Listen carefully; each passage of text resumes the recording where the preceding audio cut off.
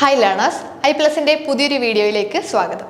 അപ്പോൾ നമ്മൾ ഇന്ന് ഡിസ്കസ് ചെയ്യാൻ പോകുന്നത് നമ്മളുടെ കോർ ഏരിയ ഡിസ്കഷൻ സീരീസിലെ 6ാമത്തെ യൂണിറ്റ് ആണ്. 5 യൂണിറ്റ് നമ്മൾ ഓൾറെഡി ഡിസ്കസ് ചെയ്ത് കഴിഞ്ഞു. അപ്പോൾ നിങ്ങൾക്ക് അത് നമ്മളുടെ വീഡിയോസ് എടുത്ത് നോക്കി കഴിഞ്ഞാൽ അതിൽ നിന്നും ആ വീഡിയോസ് കണ്ട് നിങ്ങൾക്ക് ആ 5 യൂണിറ്റ്സിൽ ഏതൊക്കെയാണ് നമ്മളുടെ UGC NET commerce students important ആയിട്ട് നോക്കേണ്ടതെന്ന് നോക്കാനായിട്ട് പറ്റും. അപ്പോൾ നമുക്ക് ഇന്ന് നമ്മളുടെ 6th യൂണിറ്റിലോട്ട് പോകാം. അപ്പോൾ 6th യൂണിറ്റ് എന്താണെന്ന് നമുക്ക് എല്ലാവർക്കും അറിയാം അല്ലേ? Business management and human resource management. അപ്പം ഈ ഒരു business management and human resource management നിങ്ങൾ ഓൾറെഡി +2 തൊട്ട് പഠിച്ചിട്ടുണ്ട്. നമ്മൾ ഈ ഒരു ബിസിനസ് മാനേജ്മെന്റിൽ മാനേജ്മെന്റ് പ്രിൻസിപ്പിൾസിനെ പറ്റിയിട്ടൊക്കെ ഡീറ്റെയിൽഡ് ആയിട്ട് പഠിച്ചിട്ടുണ്ട്. അതുകൊണ്ട് തന്നെ നമുക്ക് ഒരുപാട് ബുദ്ധിമുട്ടില്ലാതെ സിമ്പിളായിട്ട് പഠിച്ചെടുക്കാൻ പറ്റുന്ന ഒരു യൂണിറ്റ് ആണ്. അപ്പോൾ നമുക്ക് ഈ ഒരു യൂണിറ്റിനെ രണ്ടായിട്ട് ഡിവൈഡ് ചെയ്യാം. ബിസിനസ് മാനേജ്മെന്റ് എന്നും ഹ്യൂമൻ റിസോഴ്സ് മാനേജ്മെന്റ് എന്നും. അപ്പോൾ നമുക്ക് ബിസിനസ് മാനേജ്മെന്റ് എന്ന് പറഞ്ഞൊരു ഏരിയയിൽ കുറച്ച് കാര്യങ്ങളാണ് ഇമ്പോർട്ടൻ്റ് ആയിട്ട് നോക്കി വെച്ചേക്കേണ്ടത്. അപ്പോൾ ഏതൊക്കെ യൂണിറ്റ്സ് ആണ് നമുക്ക് നോക്കാനുള്ളത്? Principles and functions of management ഏറ്റവും ഇമ്പോർട്ടൻ്റ് ആണ്, എല്ലാവട്ടവും ചോദിക്കുന്ന ഒരു ഏരിയയാണ് principles and functions of management. നമ്മൾക്ക് ഹെൻറി ഫയോളിൻ്റെയും FW ടൈലറിൻ്റെയും ഒക്കെ പ്രിൻസിപ്പിൾസ് പഠിച്ചിട്ടുണ്ട് അല്ലേ? ഹെൻറി ഫയോളിൻ്റെ 14 പ്രിൻസിപ്പിൾസ് ഒക്കെ നമ്മൾ കാണാതെ പഠിച്ചു വന്നിട്ടുണ്ട്. സോ ഈ പ്രിൻസിപ്പിൾസ്, ഈ 14 പ്രിൻസിപ്പിൾസും നന്നായിട്ട് നിങ്ങൾ പഠിച്ചു വെച്ചിരിക്കണം. അതുപോലെ തന്നെ സയന്റിഫിക് മാനേജ്മെന്റിന്റെ പ്രിൻസിപ്പിൾസും ഇതെല്ലാം നിങ്ങൾ പ്രോപ്പറായിട്ട് പഠിച്ചു വെക്കണം. കാരണം ഈ ഒരു പ്രിൻസിപ്പിൾസ് വച്ചിട്ട് പ്രിൻസിപ്പിൾസിന്റെ ഓരോ പ്രിൻസിപ്പിളിലും എന്താണ് പറയുന്നതെന്ന് ആ പ്രോപ്പർ കോൺസെപ്റ്റ് നിങ്ങൾക്ക് നന്നായിട്ട് മനസ്സിലാക്കി വെക്കണം. പ്രിൻസിപ്പിൾസ് വെച്ചിട്ട് നിങ്ങൾക്ക് ക്വസ്റ്റ്യൻസ് ചോദിക്കാറുണ്ട്. പിന്നെ നമുക്ക് ഓർഗനൈസേഷൻ സ്ട്രക്ചർ. ഓർഗനൈസേഷൻ സ്ട്രക്ചർ എന്ന് പറയുമ്പോൾ പല ടൈപ്പ് ഓർഗനൈസേഷൻസ് വരാം. നിങ്ങൾക്ക് ഓൾറെഡി പഠിച്ചിട്ടുണ്ടായിരിക്കും അല്ലേ? Line organisation, line and staff എന്നൊക്കെ പറഞ്ഞിട്ട് പല സ്ട്രക്ചർ ഉണ്ട്.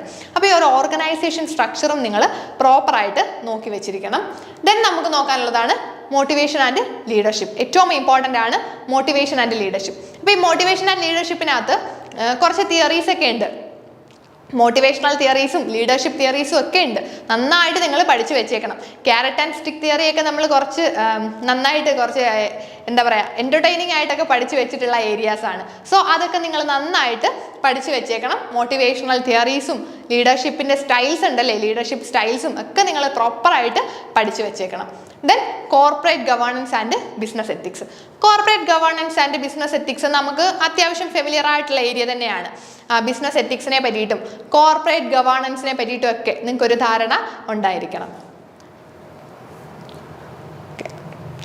ഇനി നമുക്ക് നോക്കാനാണെങ്കിൽ ഹ്യൂമൻ റിസോഴ്സ് മാനേജ്മെന്റ് സെക്കൻഡ് പാർട്ടാണ് ഹ്യൂമൻ റിസോഴ്സ് മാനേജ്മെന്റ്. അപ്പോൾ ഹ്യൂമൻ റിസോഴ്സ് മാനേജ്മെന്റിൽ നമുക്ക് നോക്കാനുള്ളത് ഹ്യൂമൻ റിസോഴ്സ് പ്ലാനിങ്. അതിൽ റിക്രൂട്ട്മെന്റും സെലക്ഷനും ട്രെയിനിങ് ആൻഡ് ഡെവലപ്മെന്റും വരുന്നുണ്ട്. ഹ്യൂമൻ റിസോഴ്സിന്റെ recruitment, selection, training and development ഇതെല്ലാം നന്നായിട്ട് നിങ്ങൾ പഠിച്ചു വെച്ചിരിക്കണം. കാരണം എല്ലാ വട്ടവും ഇവിടെ നിന്നും ഒരു ക്വസ്റ്റ്യൻ ഉറപ്പായിട്ടും ചോദിക്കും. പിന്നെ job evaluation, incentives and fringe benefits. Job ഇവാലുവേഷനും ജോബ് സാറ്റിസ്ഫാക്ഷനും ഒക്കെ ചോദിക്കുന്ന ഒരു ഏരിയാസ് തന്നെയാണ്. Then performance appraisal, collective bargaining, organisation culture. ഇത്രയും കാര്യങ്ങളാണ് നമുക്ക് ഒരു ഹ്യൂമൻ റിസോഴ്സ് മാനേജ്മെന്റിൽ നിന്നും പഠിക്കാനുള്ളത്.